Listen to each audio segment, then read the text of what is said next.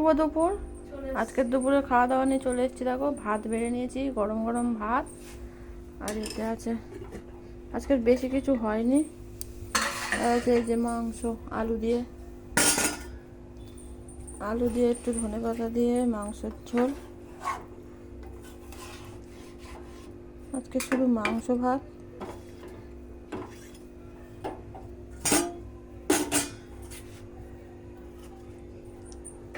ধরবো আমি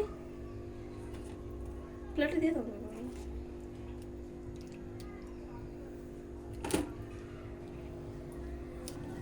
নতুন আলু গোটা গোটা, নতুন আলু দিয়ে মাংসের ঝোল।